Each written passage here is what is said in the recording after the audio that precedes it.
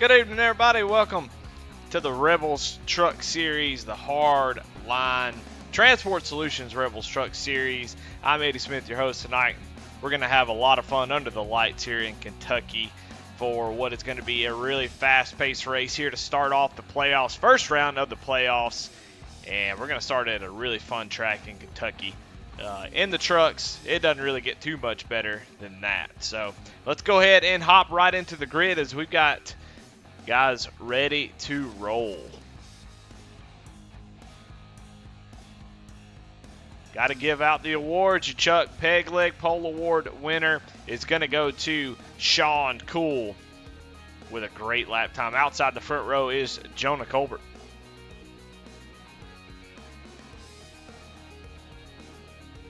Starting in row number 2 is Chris McLean and Tracy Pass, a couple of pole man guys going at it on the second row, 3rd and 4th. Starting in row number 3, Corey Bigley and Garrett Kinder. 7th and 8th is Travis Bieber, Michael Kostick. Dylan Bates, Andy Kurtz rounding out your top 10. Moving on into the next row, Elliott Carlson and Daniel Pope, the second, starting 11th to 12th. 13th to 14th, Greg Barnett, Mickey Isaac. Tyler Rice, Charles Stevens, 15th to 16th. 17th is Jonathan Cofield. 18th is Stephen McDonald. 19th, Brandon Pollock. 20th, Cody Bain. 21st, Brett Bieber. 22nd, Josh Oswald. Ooh, look at that paint scheme on the 17 truck. Looking good.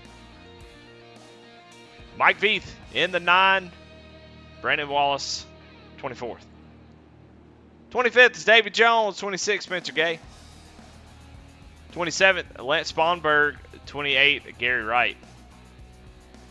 Matt Knight's in 29th. 30th, Alex Veith. And bringing up the rear of the field is the number 35 of Kyle Roberts, who didn't put in a time. So I don't know if he's racing tonight, but we're going to find out. Alrighty, well, ready to get this thing going. That was, of course, your Jeff By Jr. Art starting lineup. Going to be calling a race with Jeff By Jr. Tomorrow night. Looking forward to that. But this season has been incredible. Look on the left side of your screen. That's your playoff drivers. Sean Cool, Jonah Colbert, Tracy Passons, Travis Bieber, Michael Kostick, Dylan Bates, Andy Kurtz, Elliott Carlson, and Daniel Pope, along with Charles Stevens Jr. and Jonathan Cofield, Cody Bain. And that's your 12 drivers. You've got 3 rounds to lock them down into 8. But here tonight, we got Sean Cool and Jonah Colbert up front as waiting on the green flag into the Geico restart zone. Green flag is out here in Kentucky. Pretty good start for Sean, but an equally good start for Chris McLean as he is right on the back bumper of Sean. The first couple laps here are going to be wide open. You're going to see how fast these guys can go as we've got 100 laps here tonight. Now, as far as high line, low line, we'll have to see how it all plays out. See a couple folks reaching out to the high line. Kentucky's been known to get high line dominant towards the end of a run. We'll see if that plays out here. It's been a while since I've been in Kentucky. But Chris McLean right up to the front trying to take the lead. And is going to take it away from Sean Cool early in the run while the tires are still new. You'll see everybody run the bottom as you'll be pretty much wide open. And I think that's showing right now is, man, they are side by side. And the bottom seems to be rolling pretty good. Let's go on board. Tracy Passons, playoff driver, looking to have a good finish tonight as he is on the low side of Sean Cool. As they get real close right there as they go down into turn number 1. Now, it's a weird track. Normally, turns 1 and 2 at these 1.5 milers will be a little weird.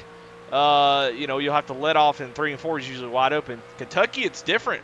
Kentucky, you'll see Tracy Pass is actually entering in a little bit too hot in 3 and 4. That will get you in trouble later in the race. You have to really go flat out in 1 and 2. And you have to lift early for 3 and 4, especially as the tires start to wear out. So you're going to see a lot of guys start to fall back or move forward based on how they do there. So, but right now, everybody looking good. getting single file, as Chris McLean is your leader out front. McLean been strong all season long, but just has been not able to get the finishes he needs, maybe the ones that he felt like he deserved. Just caught up in a lot of trouble. Just had some issues keeping that 5 truck clean. If he can get that going here at the end of the season, they can rattle off some wins. He's definitely capable of doing it. There in second place, Jonah Colbert missed a race or two, but was able to get into the playoffs by the win that he had earlier in the season. So these top 3 drivers are definitely ones to be looking out for. Tracy Patson, Sean Cool, all those are fantastic drivers who I expect to see up front all night long tonight and maybe even get a win. Of course, the ones with the P beside their name, that's the playoff drivers, as always. And those drivers looking to get a win, if they can get that win here tonight, sure does take the pressure off of the next 2 races. So we'll see. Kevin Kenner says, hello, Eddie, is the 13 racing? Well, I believe he is. And we'll go check on him on the 13th driver. Currently, Dylan Bates right behind him. He's racing for the 9th position. Garrett started, it looks like in 6th, but has actually dropped a few spots. But I don't expect that to, I think that was probably purposeful, as tire wear is just going to matter here tonight. That's one thing a lot of folks just are. This is one of those tracks that I feel like can really snooker you into running too hard, because the truck will drive pretty hard into 3 and 4 to be. It'll want to drive down in there and have a lot of grip, but you have to be careful that you don't use that steering wheel too much in 3 and 4, as that will wear the tires out. So 13 may be going backwards, maybe by design, as he saves that right front for the later in this run. It's going to be a big deal. Now, also a big deal is clean air. So always a struggle here in the trucks is trying to position yourself. How hard do I run versus trying to get track position? Being up front like Chris McLean makes it very, very easy to maintain tires, keep the handling of the truck in check, and not get mired too far back in the pack. A couple drivers with some work to do tonight. Charles Stevens, he has dropped 6 spots since the beginning of the race. Like I said, there may be some tire saving going on, so we'll keep tabs on that. But he is currently running in the 22nd position. I know he is looking to get up through the pack. Only 100 laps. I think these laps are going to click off pretty quick in this first playoff race. But pretty clean so far. Been a really good start for this race up front. It is still Chris McLean, Jonah Colbert, and Tracy Passons, as they are nose to tail, with Sean Cool right behind them and Corey Bigley not too far behind.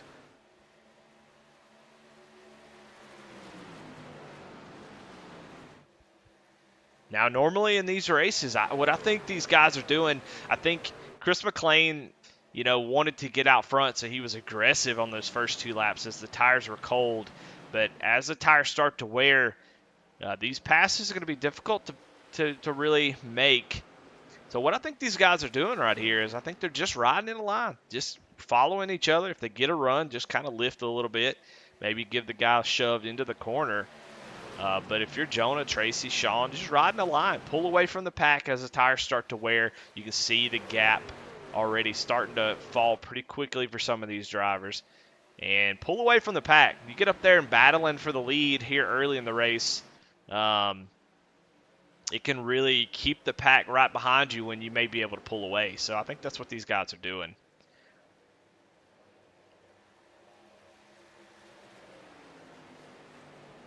So far, so good. Green flag after 12 laps, and it's still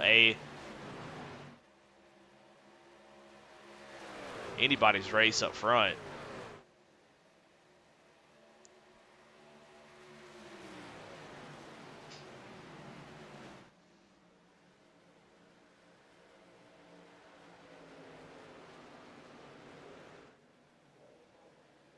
It's going to be hard to pick a winner tonight. Jonah Colbert, man, one of the best drivers in this series. He knows how to get it done here at Kentucky. Won many races. This is sort of, man, this feels like a track that's just perfect for him. You have to run on a razor's edge every corner. You go in too hot, it pushes up. You go in too easy, you lose speed. And sort of like a Nashville type track where you have to hit the line perfectly lap after lap. Jonah's one of those guys that can do it consistently. So I expect to see him up front, barring any kind of major issues. But if I'm a playoff driver, I want to be I want to finish as high as I can, get good points, try to be there at the end, maybe snag a win. But you don't want to get yourself in a position where you're fighting too hard and you can just give the spot up, live to fight another day, and end up wrecked into the wall, and then put yourself in a hole moving forward.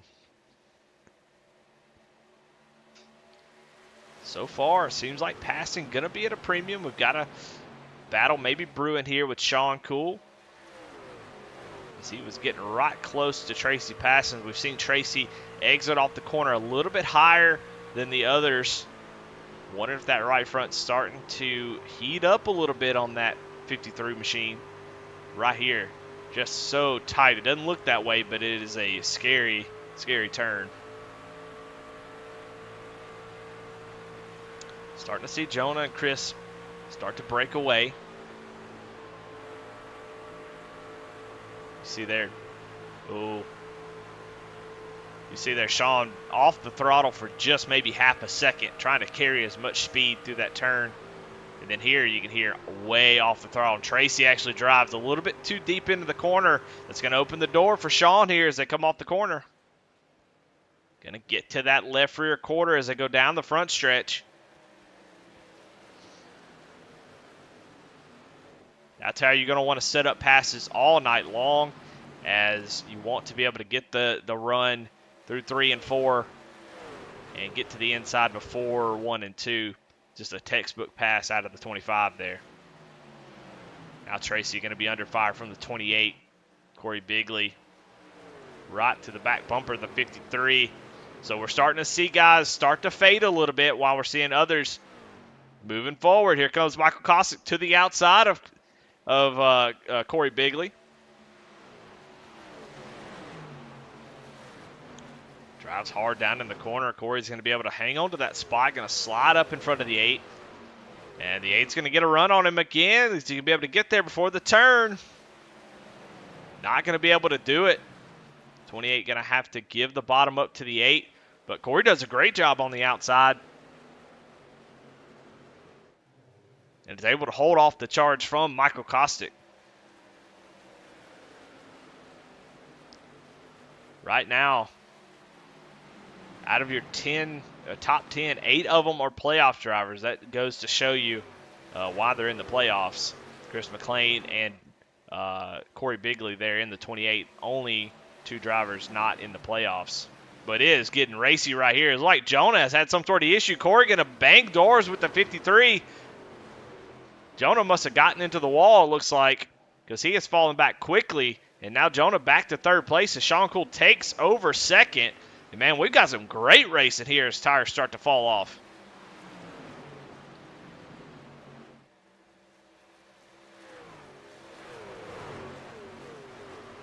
It's hard to see. I'm trying to look on the right side of that car. I saw some smoke off the left side of the screen. I think Jonah has gotten into the wall.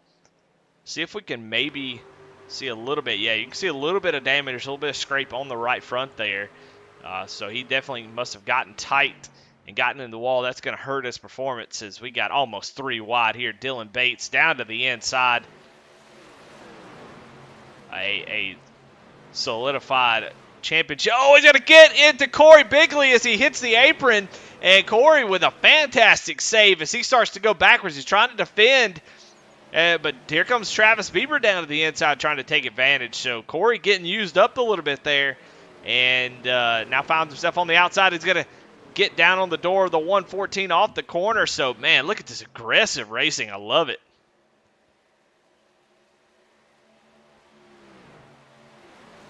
Yeah, what we're seeing here is just the tire fall off. We're seeing guys who have been saving those tires, and this big log jam right here is just because of that. The other guys are backing up. The other ones who have been saving are moving forward. Man, you can see, good grief. Look at the racing that we're putting on here. This is amazing. It doesn't surprise me. Oh, as Dylan Bates has to dodge. Tracy Passons gets a huge run off the corner. I don't know if Tracy had to check up a little bit, but man, Dylan Bates is on the move right now. He is up 5 spots from where he started, the biggest mover at the moment. He is looking strong. Making use of these runs as he's getting them. They go through 3 and 4, gonna maybe touch doors just a little bit, but I didn't see any kind of contact, so they were about as close as you can get, him and Jonah. Dylan Bates, one of the best drivers in these trucks that I've seen this season at taking whatever he can get. So as soon as he gets a run, he takes it. A lot of drivers will lift, try to just hang out, but he is not about that at all. He's going to take every run he can get. And that's what you have to do in these trucks. You cannot wait 1 second. You lift and you're in the clutches of the guy behind you. So Dylan Bates doing what he has to do, and he is being rewarded for it as he's up to 3rd place.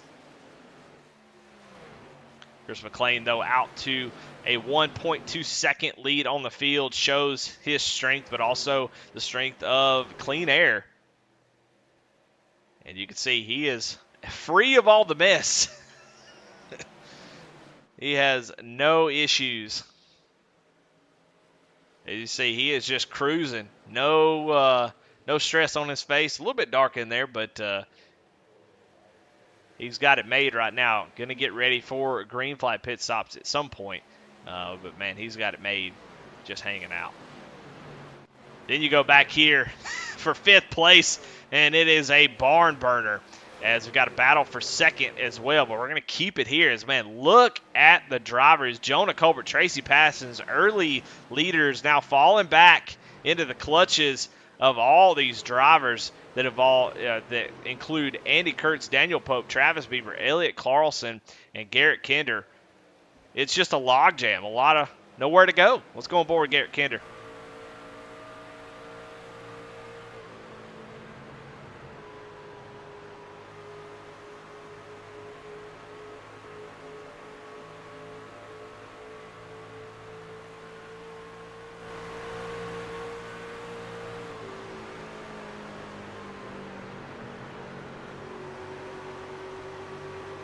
You can see off the corner, Jonah Colbert coming down pit road.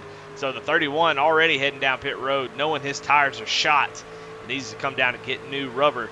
But you can see just how close everybody's getting, especially off of turn 3, as it really looks like the trucks are starting to push really, really badly. You see Elliott Carlson get a run through turns 1 and 2. He's going to look down to the inside.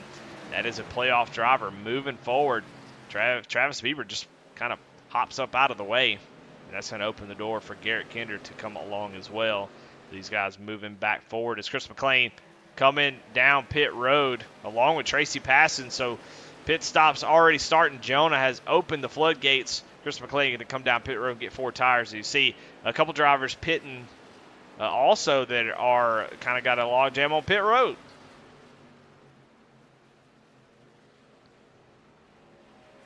Chris McLean comes down pit road. That gives the lead to Dylan Bates, who will take over the top spot, run a few more laps.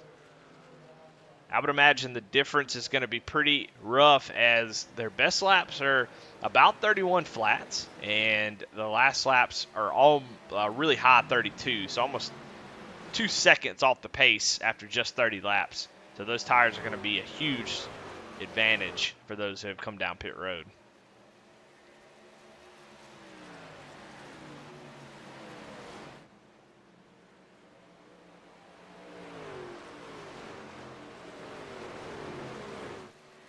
But more than likely can't make it on one stop, or they wouldn't be pitting. But who knows? I think the pace drops off so badly that I think you want to make 2 stops anyway for tires, but I'm assuming they're going to be wanting to make a couple stops here. So those who were moving forward are going to stay out a little bit longer. Makes sense. Come down probably in the next lap or so. I expect to see Dylan Bates and Sean Cool as Michael Kostick hits pit road. So he will come down, make his 4 tires, and fuel Mickey Isaac coming as well. So we'll look at Dylan Bates versus Chris McLean here. Or not.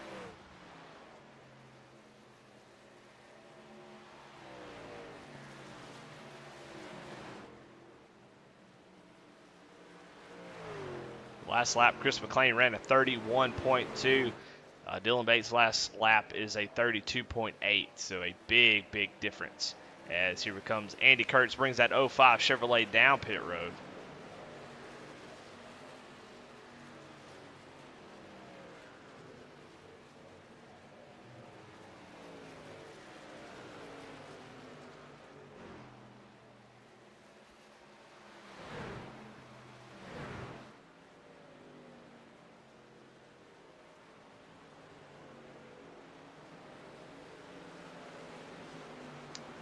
And now here comes the 13 of Garrett Kendrick, Cody Bain, Velocity Motorsports teammates.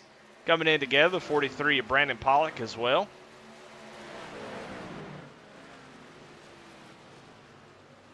Going to make their stop as you see the 51 of Alex Veith coming out as they're coming in.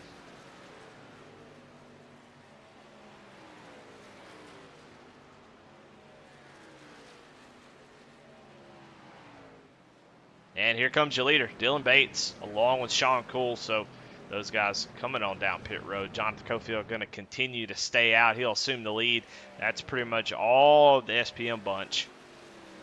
Velocity 2, I don't know what team everybody's on, but they're all on multiple teams together.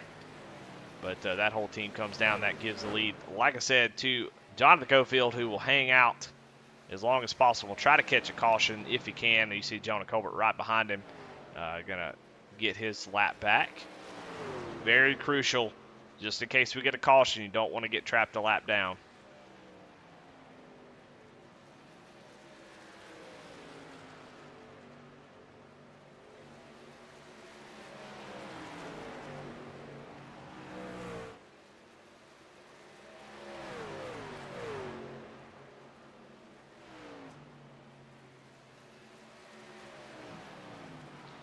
So only 3 drivers left to pit. 2 now as Mike Veith comes down pit road. Jonathan Cofield, Davey Jones, the only 2 left to make their pit stop. And here comes Jonathan Cofield, going to give up the lead, come down pit road.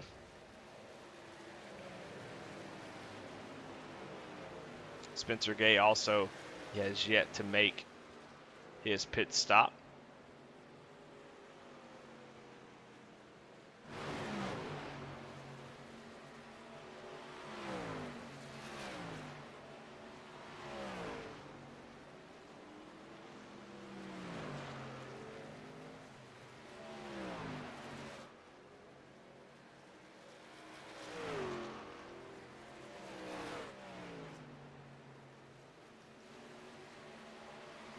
Well, all right, I'll tell you what, let's take a break after that caution, or excuse me, not caution, but that green flag pit stop cycle. Let's do a little crank it up.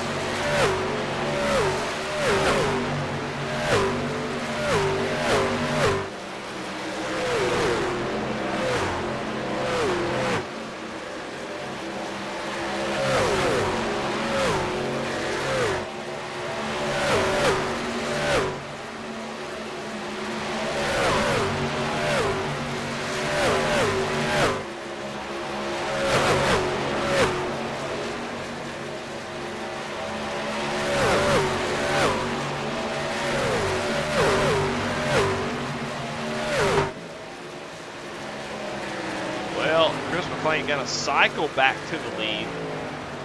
Jonah Colbert about 2.9 seconds back from Chris McClain, who is, man, doing the strategy just dang near perfect.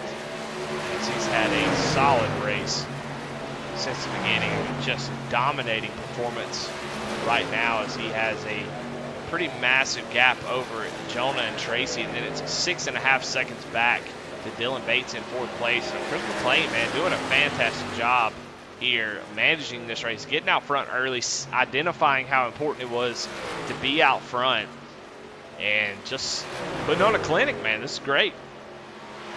While we got a little bit of time, we'll talk about our sponsors.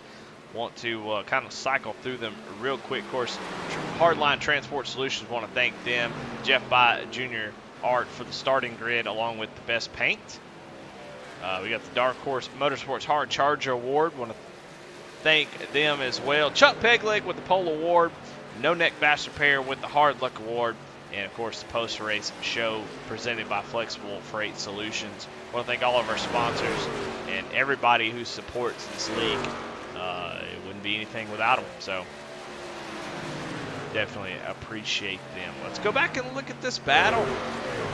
Got some battles on the track, guys. Sean Cool, who came in 2nd place, stayed out quite a bit longer, so he should have fresh tires to kind of move up through the field. Dylan Bates has already cut a 1.5 seconds off of Chris McClain's lead. So he'll continue to eat into that, but Sean Cool also on the move.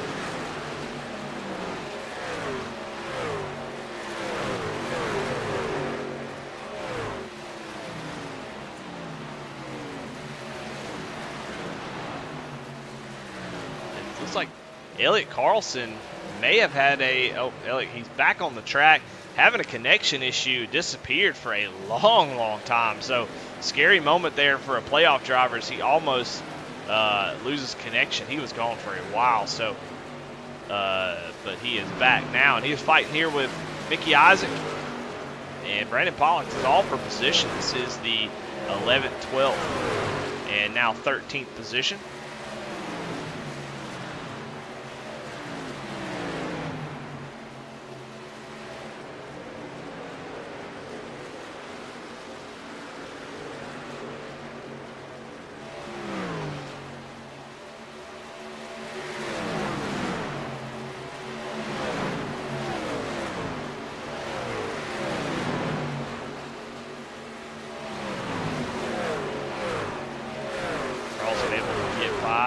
Mickey Isaac starting to hunt down the 43 here. Gonna look down to the inside.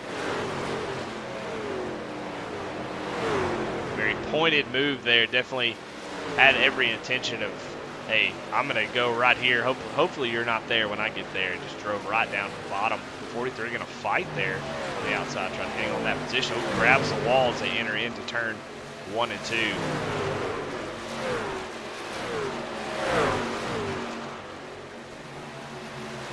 Pollock not going to go away as they continue to battle side by side. 3 and 4 is a little bit different story. A little bit harder to hang on to that truck. You're going to see Pollock do a great job on that outside. It's dangerous for those tires, but he's doing whatever he can to hang on to that position. Elliott Carlson has to get back in line. Out front, Dylan Bates has found his way around Jonah Colbert. They did stay out quite a bit longer on tires, so Jonah going to continue to fall back just a little bit, but able to he's able to settle sort of in 3rd so far with Tracy right behind him. But Dylan Bates on the move. He was 6.5 seconds back whenever he came out of pits behind Chris McClain, and now only 2.5 now. So he is catching quickly. Last lap between the two. We'll look at that real quick.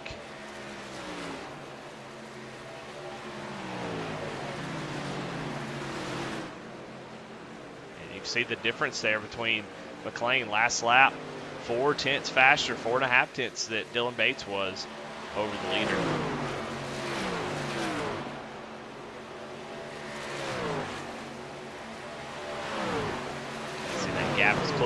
quickly.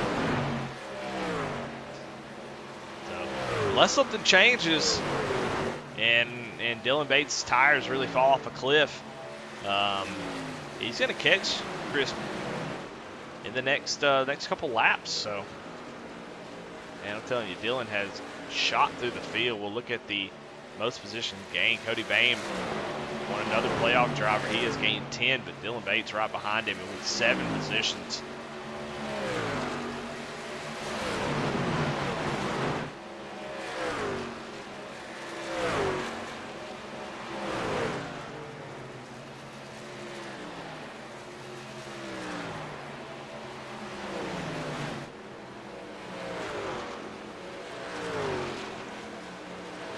Well, I'll tell you what, we'll go through the field and we will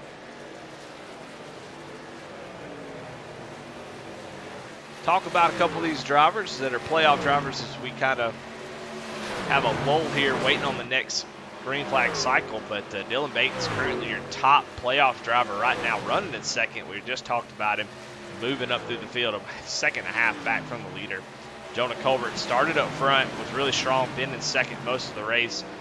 Seemed to have burned the tires up there on the end of that run. Hit it early to try to gain a little track position, but is going to be behind the 8 ball the next few laps as these newer tires are going to start eating him up pretty quickly. So an odd thing to see Jonah burn his tires up, but may have just been too aggressive trying to keep up with Chris McLean, not really sure.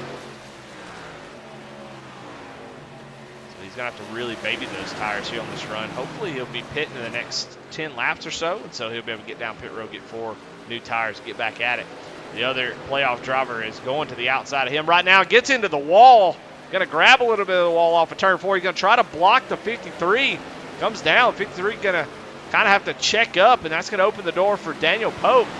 So all 3 of these guys are playoff drivers, so you can see what they're doing. They're racing, trying to get as many spots as they can. Daniel Pope takes advantage of that and takes over the 4th position as he was able to go over or pass both of those drivers, excuse me.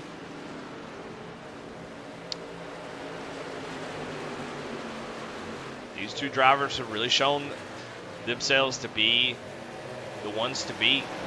Chris McLean, who's out front right now, he is not a playoff driver, but he's the one to beat tonight. But in the playoffs, I think these 2 right here are the ones that I'm looking at. Maybe all 3, 4 of these drivers running nose to tail. These are the ones to beat in the playoffs. Jonah, proven champion. Daniel Pope, Sean Cool, new to this series, but has been really, really strong all season long. And Daniel Pope has a average finish of 4th place, and that's with 1 bad finish. So he's, if you take that 1 bad finish, I think his average finish is like 2nd. So just an unbelievable season out of him. Sean Cole just as good. Got that win early, so he was able to really take it easy. But those 2 are really, really strong. But all 3 of these drivers right here, this is the cream of the crop when it comes to, I expect to see these 3 drivers in the Final 4. Great battle between Jonah and Sean. Jonah just trying to stop the bleeding. He doesn't have much longer before he has to make a pit, so he can maybe fight a little bit. If you're going to pit on 66, might as well burn them up. Don't save any tire. Fight as hard as you can. Keep as much track position as you can, and then come down pit road and try to make it up. He pitted, I believe, on lap 28 or so versus everybody else around 35, 36. He's doing a good job hanging on to the outside of the 25. 25 who was headed forward, gets into the wall. Now he's fighting for 4th. We'll finally be able to clear that 31. Let's go back and talk about Michael Kostick. Michael Kostick, one of the quiet in conversation, quiet in interviews, and also quiet on the track. One of the cleanest drivers that you'll find. Doesn't seem to find himself in a whole lot of trouble.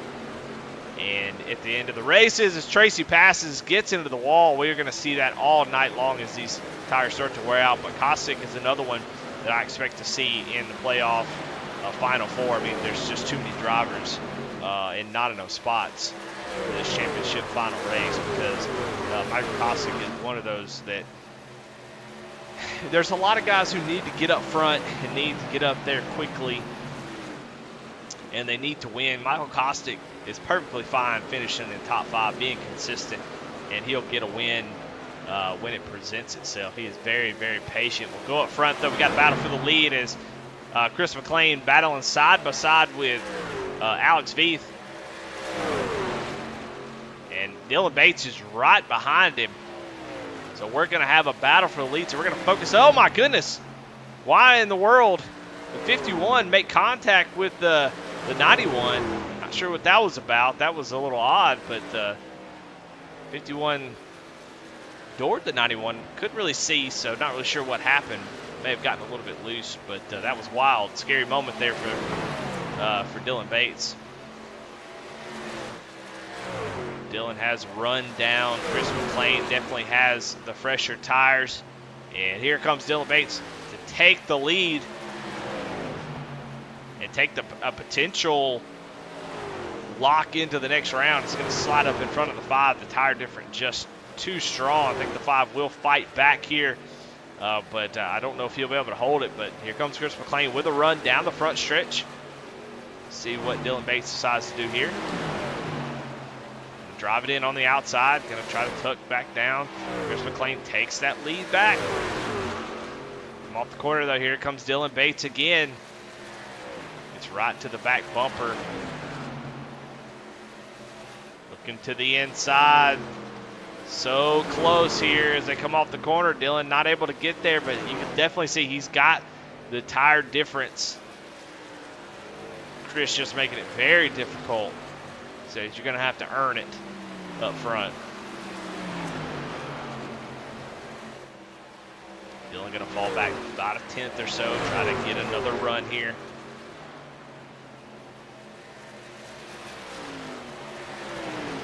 Like there's a lot of places that are very difficult to pass. 3 and 4 seems to be one of them. Seems to be you got to set it up off of 4 and make your move down into 1 and 2.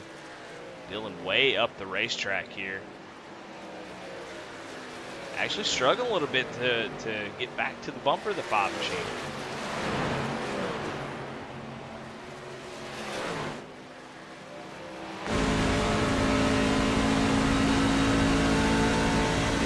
Going forward with the 91 as he is trying to see how much wheel he has to put in. The front end just sailing into the corner. As McLean crosses his front bumper, he loses a little bit of downforce. That's a scary thing. It kind of puts you in the wall if you're not careful.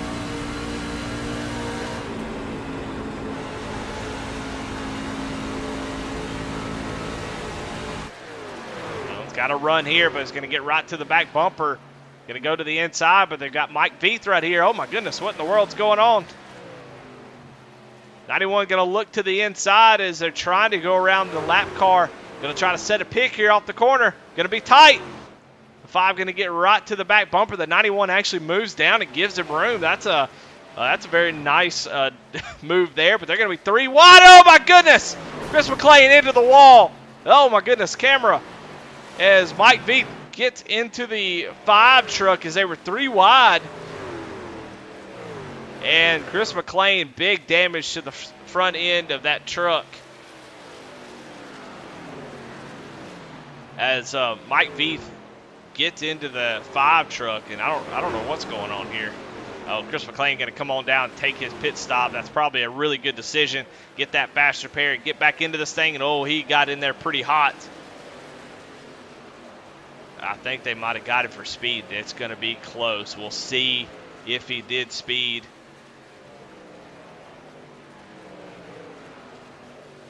Looks like there may be some bad words coming out of Chris McLean's mouth, so we'll see if he did indeed speed, as he was really, really fast. Oh, he has to actually back up too, so just going from bad to worse here for what was your leader.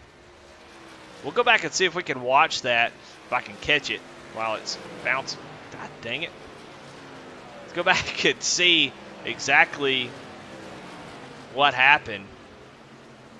if we can. You see they're going to come off the corner, and Dylan Bates can see what happened. It moves down low, and that allows the 5 to get there. And we'll see if maybe it was netcode. No, Mike V just kind of, instead of giving him room, kind of comes down the track a little bit, trying to avoid the wall. I mean, I don't think it was on purpose at all, but you can just kind of see here he's just turning. It didn't go all the way up to the wall, and they're 3 wide. So, and Alex V comes flying through. But yeah, just one of those things where, you know, I don't know. It's hard to say. I hate to be critical. You know, if you're 3 wide and you're a lap truck, you might just let off and let these guys go, maybe. But, you know, I'm a different racer. Nobody has to race like I say you got to race. Mike V can race however the heck he wants to. And he's well within his right to race for not going a lap down. So I think I would have maybe just backed off going into the corner, let those 2 go on and live to fight another day. But unfortunately for Chris McLean, it looks like he did get a speeding penalty. A speeding penalty is a 40-second hold. So the 5 truck went from bad to worse as he came down pit road, sped, and now he finds himself 2 laps down.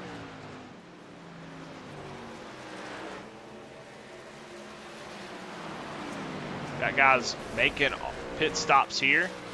Quite a few folks. Oh, caution is out.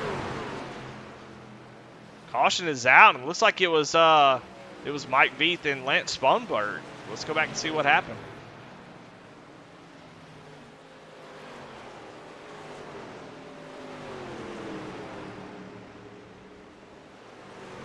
On the Kinder Farm and Ranch Wreckage Rewind. As for some reason it's not working at all. Mike Veith here.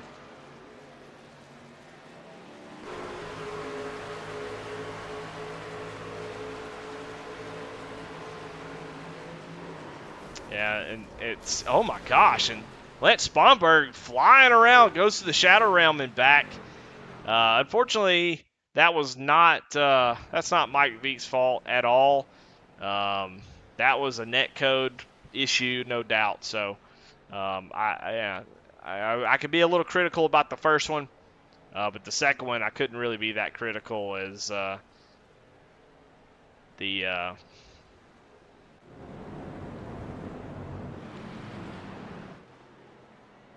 as that was a good amount of net code. So frustrating there to have that happen, especially right in the middle of green flag cycles.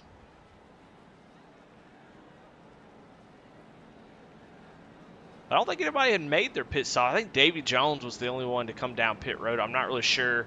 I could be wrong about that. Yeah, looks like everybody had come down and make their pit stop. So, well, that will give the lead to Dylan Bates. So it worked out for them as they had just come off pit road, I believe. So Jonathan Cofield, Alex Veith.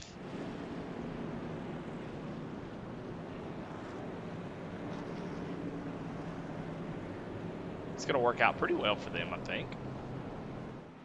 As Jonah Colbert still trying to catch up to the field, so they may get out, and they do. So, yeah, great recovery there for Jonathan Cofield and Alex Veith, as they're going to be 4th and 5th on this restart.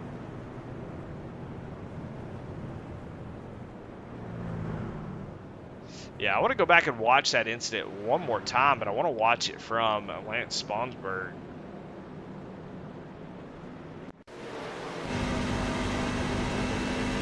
We already saw it was net code. Well, let's watch it from his point of view to see what this ride looks like.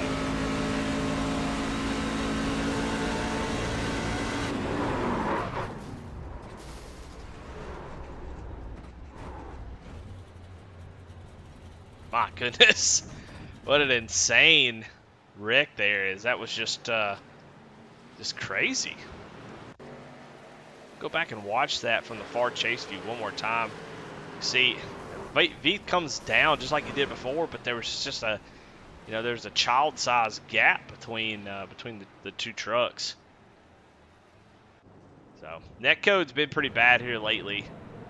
I've seen quite a lot of issues with wrecks being caused by net codes. It's really frustrating. Is you're trying to judge based on what you can see. You've got visual.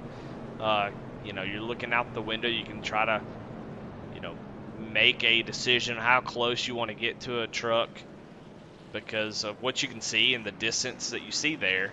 And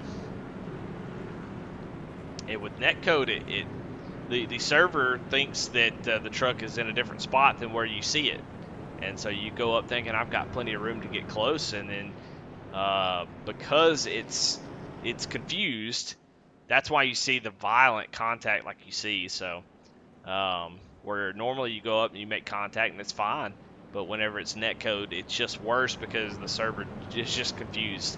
One driver's information is being sent, the other one's being sent, and they're just different, and so it interprets them differently, and it causes that type of issue where the trucks just kind of violently get bounced around.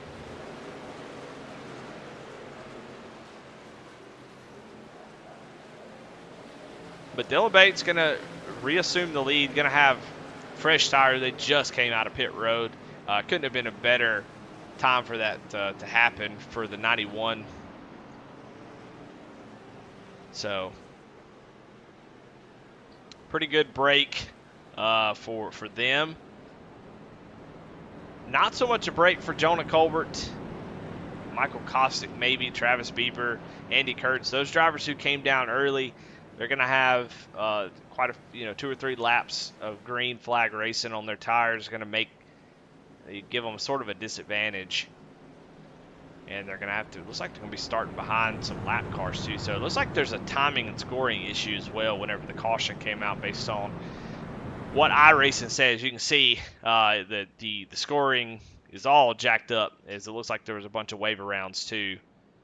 So a lot of drivers going to be frustrated out there trying to get out front, but Dylan Bates, Daniel Pope, Sean Cool, Jonathan Cofield, Alex Veith, those drivers got to be feeling good about what happened there, as there's only 25 laps here in this race. So no more pitting. It's just wide open, hard as you can go. And I'm here and ready for it here in the Hardline Transport Solutions Rebel Truck Series. Pace Truck going to pull off 25 laps to go. Who's going to win? Who's going to lock themselves into the next round? I can't wait to find out. Into the Geico restart zone. And Dylan Bates going to take off. Who has got that little bit of extra that you need? 25 laps doesn't. I say you should go as hard as you can, but it is possible to save a little bit. If you want to make that pass on the last lap, you save a little bit if you can, and you'll have it. But man, we are racing like hell up front. Daniel Pope able to get around Sean Cool for second. But that's going to open the door for Jonathan Cofield, who's just been chilling. We haven't really talked about him all race, and here he is in the 4th position. There's a lot of things that can go wrong here as we got 3 teammates, 1, 2, 3, and then you got Cofield in the back trying to be a spoiler to this team's effort. What's the 58 going to do? As these drivers are going to take care of each other, but I want to see some infighting, man. You know what? I haven't been able to use this logo. I want to use this logo. I want to see some drama. I want to see these guys get up here and race. But we've heard them all season long talk about it in interviews. These guys up front, these 3 are very, very committed to working together. They are working as a collective, so there's no surprise that they sit atop the point standings, because they do such a good job of working as a one, cohesive unit versus individuals. And that makes a big difference. When somebody's willing to finish second to make sure that their teammate wins, that's how you do it. That's how you get multiple drivers in the top 4. So I don't expect these guys to do anything crazy. I think they'll play their roles based on where they sit right now. I think Cofield going to have a very, very tough drive. He wants to get up to the front.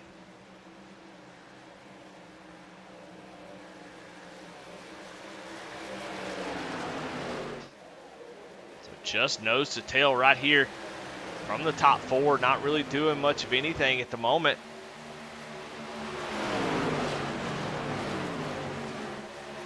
Dillon starting to pull away from these guys just a little bit, but like I said, I think if you're within shot of the leader, I think maybe you let him go just a little bit. Try to save your tires as much as you can. Not a whole bunch, not like if you're going a full fuel run, because 25 laps, I mean, one of the first runs was about 33 laps, so it's still a really long run considering the green flag pit stops when they've been. So you still have to save a little bit, have a little bit extra in the tank to be able to make the move at the end if you really need to.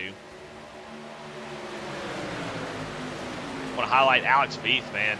What a great call to stay out as long as he's currently battling side by side with Garrett Kinder. Garrett Kinder, though, a lap down. He's the first car a lap down. Love to get up there and unlap himself. Don't think that's going to happen, but if he can get a caution, he'll be the lucky dog. Get back on the lead lap.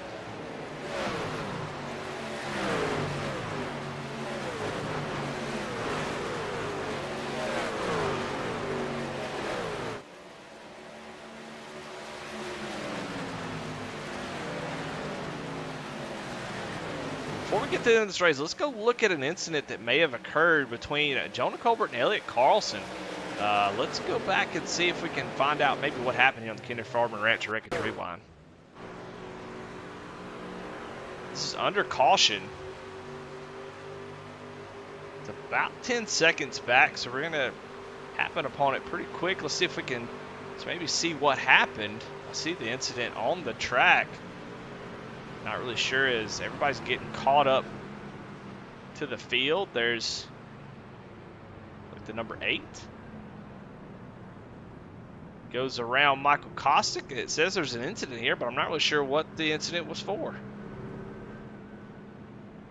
Pulls up next to Lowe's car of Sponberg. And then, yeah, I don't know. What was that? I have no idea. The 09 just runs into they kind of get connected and go around. So I'm not really sure what that's about. That'll be something for the admins to look at. I've never seen anything like that before. I don't know what maybe something had happened between the drivers early in the race, but I'm not really sure what was up with that. We'll have to go back and maybe try to find what happened between those two, but I hadn't seen anything go on between them, but either way, looks like Jonah out of the race because of that contact, and that was slowing down for the caution. So I'm not sure. I don't know if it was confusion getting in the right line or what was going on there, but I've never seen that before. Up front, still the same. Dylan Bates, Daniel Pope, Sean Cool, and Jonathan Cofield. I was going to talk about Alex Veith with that call to stay out and get that caution at the right time, and that finds him in the top 5, man. Not a playoff driver, but still a dang good finish. A driver that's pretty hard on himself. He doesn't think highly about his skill, and he pretty down on himself most of the time, but man, here having a great run. He's got 1.4 seconds back to Kostick. If he can hold on to this, man, this would be a great finish for the 51 machine. So far so good. He's able to hold that 5th place. Kostick is starting to run him down about a 10th a lap, so it's going to be close. But if he does a 10th a lap for the rest of the race, he will hold him off. So great run here for Alex. Alex always complaining that, if I'm not where I run, I don't ever get any TV time. So here, this is for you, Alex. You're getting a ton of TV time right here. Now, you get a lot more if you go up there and pass the leaders and maybe take this win away from them. So maybe they'll get together and Alex can take advantage of that. But up front, who's going to make the move? Jonathan Cofield has gotten around Sean Cool and has put himself in the 3rd position. So splitting up these teammates, and he has got a good run right here to the inside of Pope. Let's see if Pope can hold him off. Pope going to have to play a little defense here as they're trying to protect Dylan Bates. But here, Here goes the 58 as he goes up to second place. So Jonathan Cofield on the move, up 15 spots from where he started. And he is going to go up there and try to battle for the win. He's got 2 lap fresher tires based on able to stay out and get that caution at the right time. So he's got the fresher tires. He's definitely got the pace. Can he get up to Dylan Bates? Dylan's teammate's not able to hold that 58 machine off. He's got 11 laps to get it done, 10 now as across the line. As across the line, Jonathan Cofield just a good bit faster. He will be a little bit as that 16 is giving him a little bit of drive off, being right on his back bumper. But as he gets closer to the 91, he's going to start to get a little bit tighter and a little bit tighter, so it's going to be harder and harder to get those runs. We'll keep an eye on that. We've got 10 laps to go, coming to 9 here. Is he going to be able to get up there as he burned it up last time by? A little less. Him and Daniel Pope ran the same lap time, but actually still a little bit faster than Dylan Bates. So the 58 coming.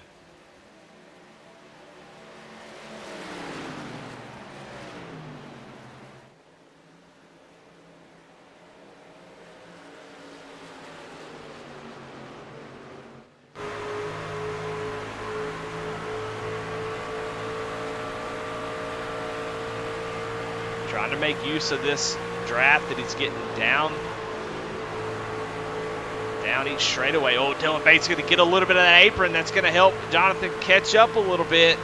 He's going to get a nice run down this back straightaway. He's going to need every one of these 7 laps coming to get around that 91 machine, but he definitely is making some headway. Gets a little bit tight off this corner. May not get a good of a run as he did last time.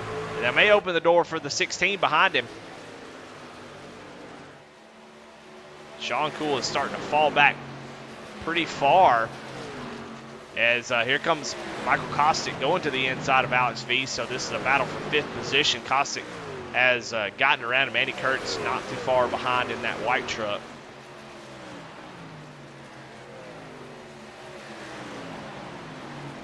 We got battles all over the track trying to keep tabs on this lead.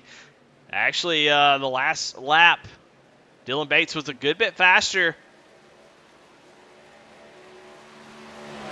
Has Cofield run out of steam, or does he have anything left for the 91? The 91 in clean air, that's where you want to be there, and he's got all the benefits of downforce. He doesn't have anybody in front of him taking the air off the front end.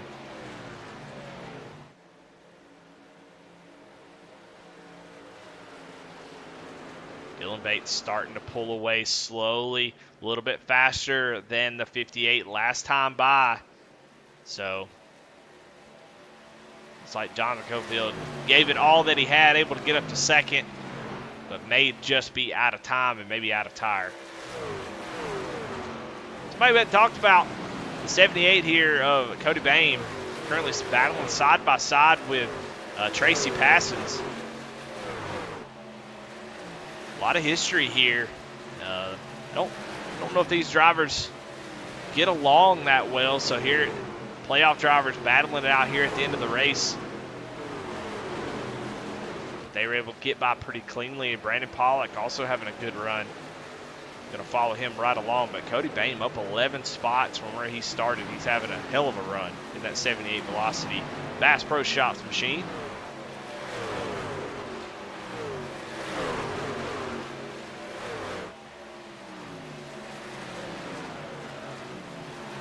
Give you an update on the playoff drivers. Dylan Bates, Jonathan. Oh, and Brandon Pollock gets into the back bumper of Cody Bain, but don't know what that's for. Good grief. There seems to be a lot of tempers flowing tonight. I don't know what's going on, but Dylan Bates, Jonathan Cofield, Daniel Pope, Sean Cool, Michael Kostick, your top 5 all playoff drivers. Andy Kurtz there in 6th.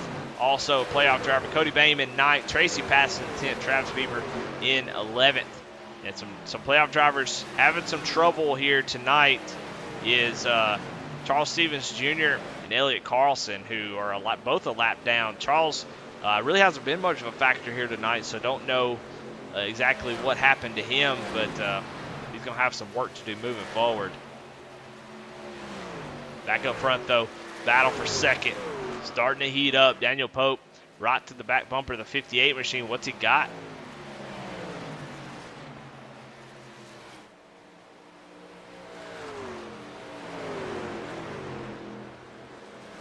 It's going to be tough for the 16.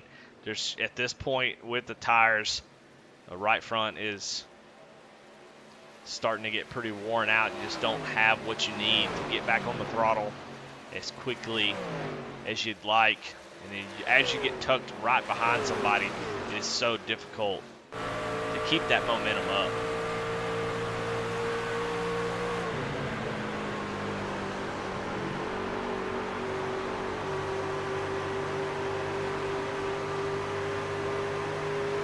Gets a good run through that corner. He's going to have a run down the front straightaway. Is he going to be able to make a move here? What's he going to do? He's only got 2 laps to get it done. He's going to look down to the inside.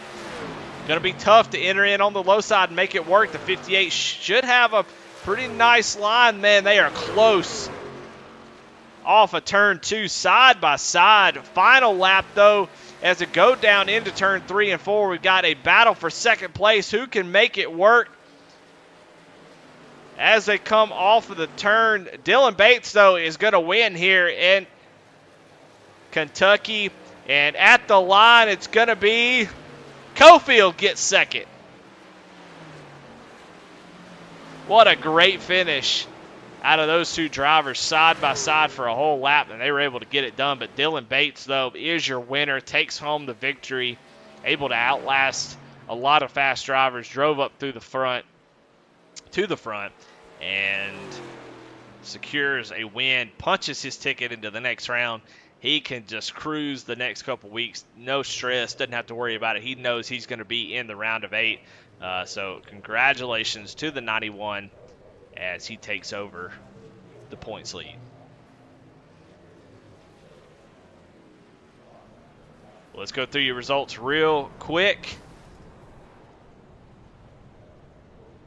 Top 3, Dylan Bates, Jonathan Cofield, Daniel Pope the second.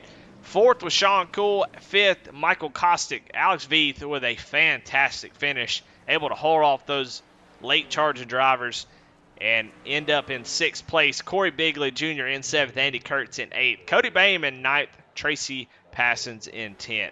11th is Brandon Pollock. 12th, Travis Bieber. 13th, Mickey Isaac. 14th, Brett Bieber. 15th, Brandon Wallace. 16th, Greg Barnett. 17th, Josh Oswald. 18th, Steve McDonald. 19th, Tyler Rice. 20th, Gary Wright. 21st is Garrett Kinder. 22nd, Charles Stevens Jr. 23rd, Chris McLean. 24th, Elliott Carlson. 25th, Spencer Gay. 26th, Lance Spomberg. 27th, David Jones. 28th, Matt Knights. 29th, Jonah Colbert. And 30th, Mike Veith. And Kyle Roberts never turned a lap.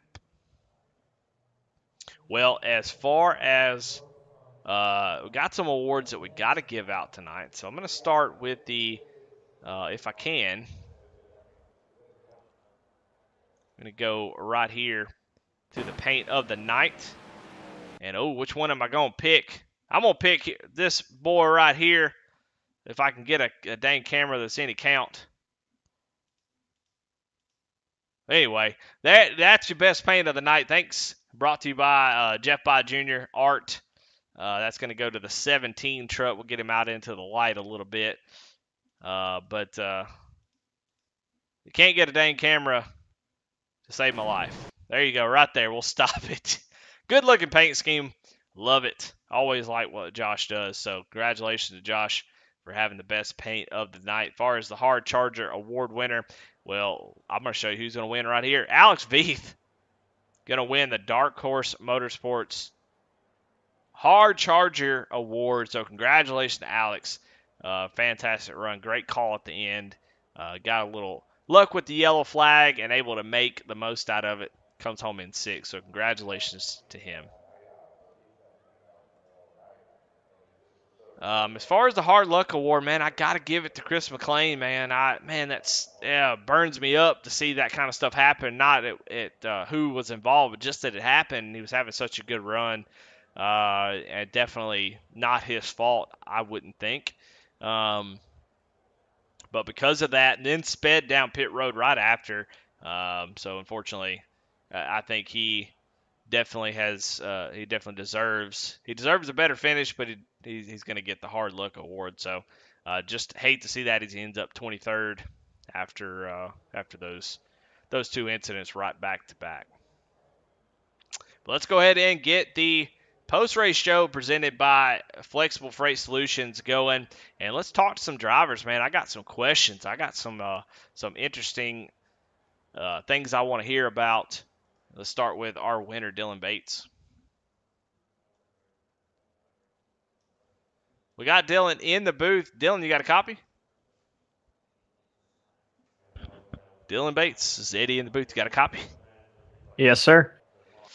Dylan, man, an amazing race, man. Started in ninth, drove up through the field pretty quickly there, and was able to get out front and sort of set sail. Man, congratulations on the win.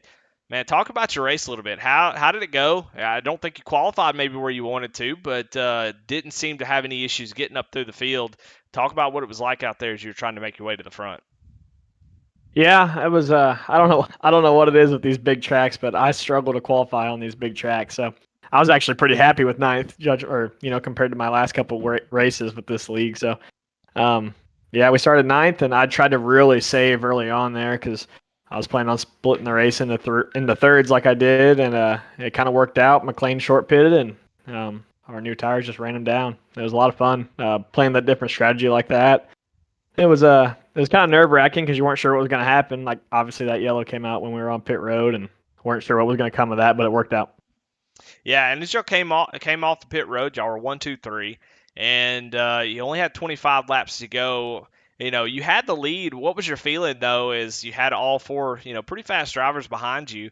What was your feeling? How were you attacking that? I talked about on the broadcast. It's 25 laps, which is still a pretty long run. I mean, 30 laps the second. It was 2 second fall off or something like that.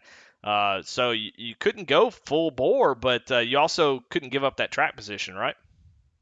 Yeah, I was really not too worried about it. I knew that if we could get around McLean, that I wasn't going to have much issue the rest of the night. And then yeah, we just kind of made it work.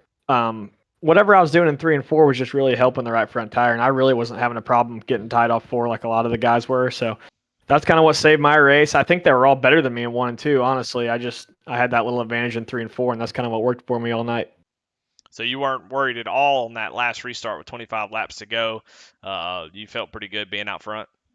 Yeah, I felt pretty good. When Cofield got to second, he was definitely coming pretty fast, but I think he just had maybe some help with the draft there with those 3 cars lined up because it was making me nervous. They'd catch me down the front straightaway like I was sitting still, but yeah, once the tires fell off and everybody kind of singled out a little bit, it wasn't too bad.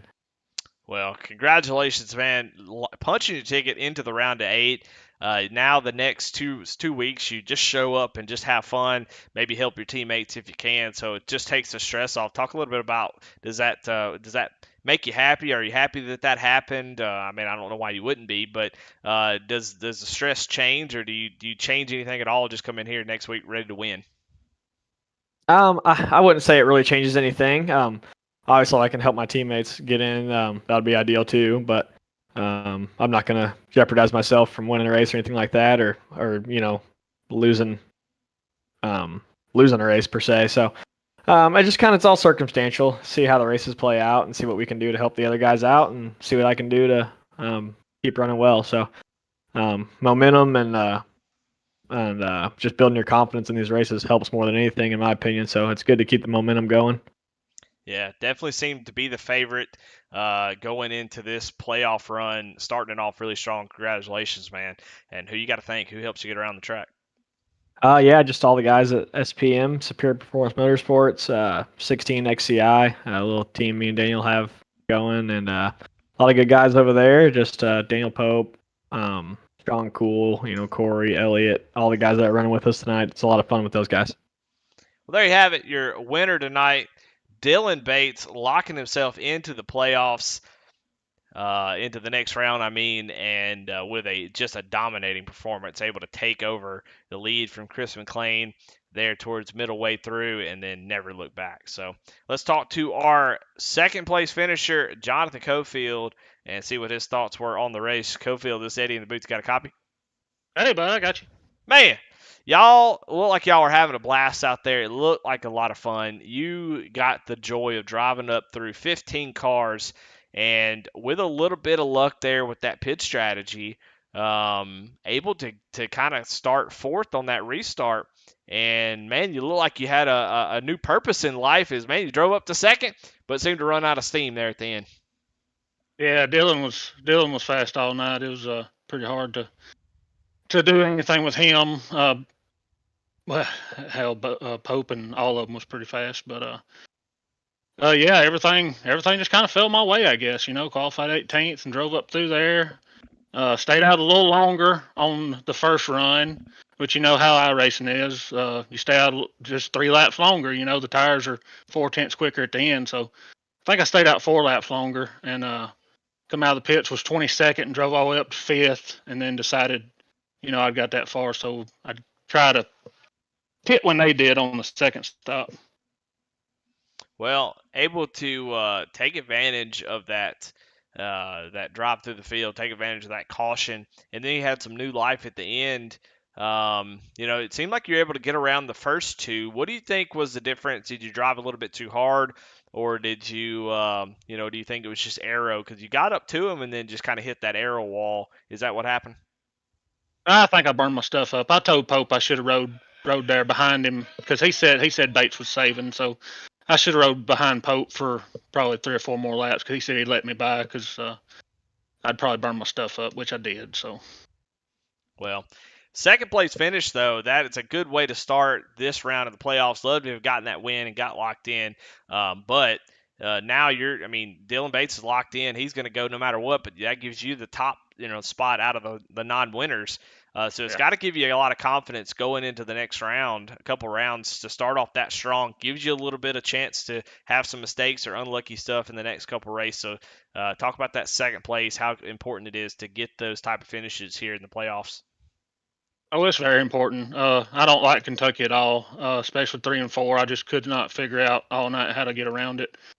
Started figuring it out a little bit with about 30 to go, but glad this one's out of the way. When I qualified 18th, I looked at the board. I was like, this, if I can get a top 10, this will be a good day. But yeah, glad to get this one behind me and look forward to all the rest of them in the championship run. All right. Well, congratulations, Jonathan Cofield, on the second place finish. And, man, who helps you get around the track? Oh, Rebels Racing Network, you for broadcasting, man. Always do a great job. Hardline Transport Solutions, thank them for being our main sponsor for this great league.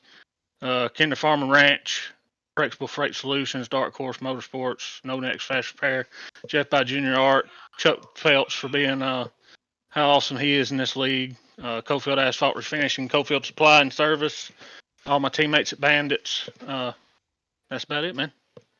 Well, there you have it. Jonathan Cofield, your second place finisher here tonight at Kentucky. Let's go ahead and get third place. Daniel Pope been waiting patiently. Daniel, this Eddie Booth got a copy. I got you, man. Well, it looks like it was a lot of fun out there. A lot of, tough as the runs went on. The tires started to fall off a little bit. You drove up through the field up 9 spots and able to get up close to the front. And there at the end, just had a shot at it, but just couldn't seem to catch Dylan Bates as he seemed to be on rails tonight. But man, talk about your race and how it went for you early on. Well, Kentucky is not my favorite racetrack. I'll start with that. And I have never turned a lap there before this race. And turn 3 and 4 and me, we cannot get on the same page. So started out rough, qualified 12th, probably the deepest I've started all season. And then when we went green at the start, I didn't feel like I had any pace.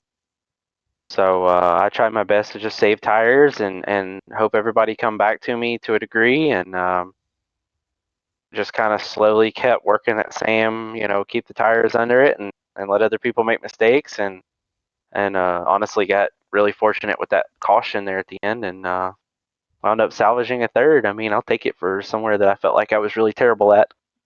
Yeah, I mean, we talked last week how you were averaging without that one bad finish, averaging second, pretty much first or second every race. So third place, man, gonna hurt your average. I hate to tell you tonight. Oh. So hate that happened to you, but man, great race, a good battle at the end with Jonathan Cofield. I mean, while Dylan Bates was kind of just riding off into the sunset, you two were battling it out as you started to catch him after he kind of burned his stuff up. And you were side by side at the line. Talk about racing, man. I mean, not anyone in particular, but just talk about the racing here. I mean, tonight there was some bad blood going on through the field, but a lot of times, man, the racing in this series is just a lot of fun. It seems like it's easy to race hard. Guys really, putting the bumper to each other, but doing it in a way that's respectful, not just taking each other out, and able to race side by side with a couple laps to go with Jonathan Cofield there at the end. Yeah, I mean, that was honestly my only play. I wasn't catching Dylan. He just took to that track, and he was in his own league the whole race. I mean, he was tenths faster than everybody, lap after lap on caps. So I mean, I knew it was going to take some miracle to beat him in that race. And honestly, Sean, I thought he was a little better than me until he rearranged the rear end of his truck coming off 4. So it was fun. Jonathan Dill, he went to try to run Dylan down, and I knew I didn't have anything for Dylan, so I let Jonathan go, let him chase Dylan, hoping he'd burn the tires up a little bit, and he did, and it gave me an opportunity to come back and try to race for second. And Jonathan's always raced me with tons of respect, so when I got to him and I got under him in 1 and 2, I was going to make sure not to make any contact or try to shove him up the hill at all. I could have probably pushed him up the hill in 3 and 4 and got second, but it honestly ain't worth it, and it's not the way I want to race. So I'm happy with my third, and we'll go on to a better track next week, hopefully, and have a little fun. Well, I hate to tell you, it's Auto Club, and I don't know how you feel about these trucks at Michigan and Auto Club, but how you feel about that going into a track like that that's pretty tough in these trucks? I'm not sure I've ever run a truck at Auto Club, so it'll be a new experience. I think I run the ARCA car with you guys back at the beginning of the season. I had a ton of fun doing that, and I think I ran 3rd or 4th, though. It wasn't spectacular. Big sweeping tracks like those, I don't know. Sometimes I'm bad about tearing up tires too early, so it really be a learning experience for me. Hopefully, I take to it a little better in Kentucky. I'm just trying to honestly get through this round. Looking at the tracks in this round, I think the next round fits me a lot better. So if I can make it through here and we get to Bristol and Richmond, I think that's where I'll have a lot better go. Well, no doubt about it. Well, congratulations on 3rd place finish, man. As always, man, who you got to thank? Any sponsor shout-outs? Yeah, I got to give a shout-out to, the guys at SPM. We all work together, one big family. Got to give a shout-out to our cheerleader, Jason Warren. He actually got back in the car this last week and won a Sarah race, so we're going to give him a shout-out on that. He won one of the biggest short track races there are. And honestly, we never thought that would happen. So it's been a great week over at SPM and a lot of celebration, and we hope to keep the momentum going. All right. Well, congratulations on your 3rd place finish. Thanks, man. There you have it. That is it. Tonight, Daniel Pope comes home in 2nd. Man, what a great race. I want to thank all of our sponsors and thank all the drivers out there for racing hard tonight, making it a blast to watch. There was racing going on all over the track. Just so many drivers, it's hard to keep up with all of them. But, yeah, we're going to go ahead and get out of here, man. I had a blast. Looking forward to the rest of this season. I want to thank Flexible Freight Solutions for the post-race show, and I want to thank Kinder Farm and Ranch for the Records Rewind. Didn't get to use them too much, but definitely appreciate their support. Everybody in chat, thank y'all. And we will see y'all next week hitting Auto Club, and then we'll take on Richmond as the cutoff race. Boy, that'll be fun. So come on back and check that out. Well, I'm Eddie. That's just Kentucky. We're out of here. See y'all later.